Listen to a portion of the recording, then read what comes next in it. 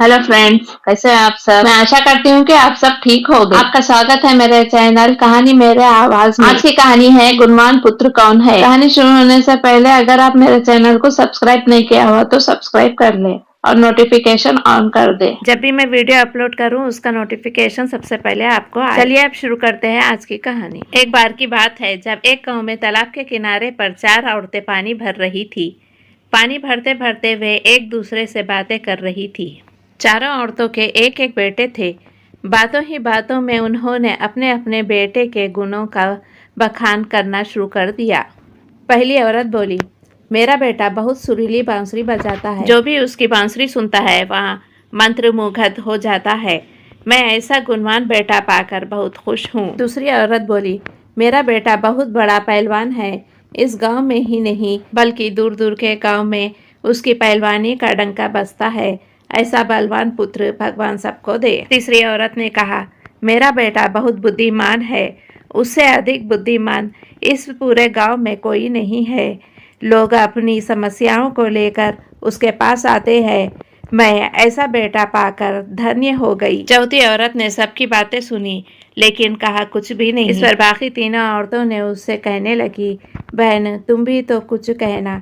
तुम्हारे बेटे में भी कोई ना कोई गुण तो अवश्य होगा। चौथी औरत बोली, क्या कहूँ बहनों, मेरे पुत्र में तुम्हारे पुत्रों की तरह कोई गुण नहीं है। उसकी बात सुनकर तीनों औरतों ने गर्व से अपना सर उठा लिया। उस देर में सब ने पानी भर लिया और वापस जाने के लिए अपना अपना घड़ा उठाने लगी।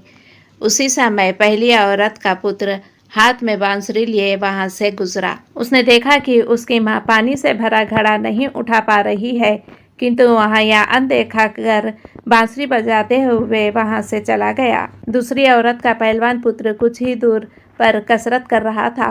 उसकी माँ कुएं से घड़ा उठाकर जैसे ही उतरी उसका पैर फिसल गया, लेकिन किसी तरह वहां संभल गई। किंतु पहलवान पुत्र अपनी माँ को नजर उठाकर देखने के बाद भी उसके पास नहीं आया और अपनी कसरत में लगा रहा। तीसरी औरत का पुत्र भी वहां से किताब पढ़ते हुए निकला। उसकी माँ ने उससे कहा, बेटा मैं दोनों हाथों में घड़ा पकड़े हुए हूँ, यह रस्सी जरा मेरे कंधे पर डाल दे।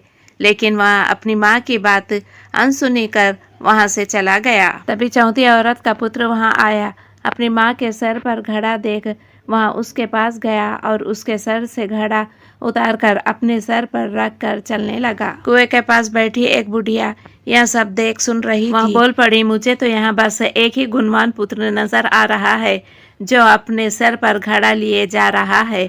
माता पिता की सेवा करने वाले पुत्र से गुणवान पुत्र भला कौन हो सकता है। इस कहानी से यहाँ सीख मिलती है कि गुणवान पुत्र वही है जो अपने माता पिता की सेवा करे और साथ ही सबकी सहायता के लिए तत्पर रहे।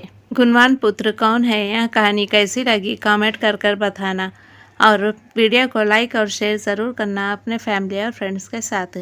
और चैनल को सब्सक्राइब नहीं किया हो तो सब्सक्राइब कर ले।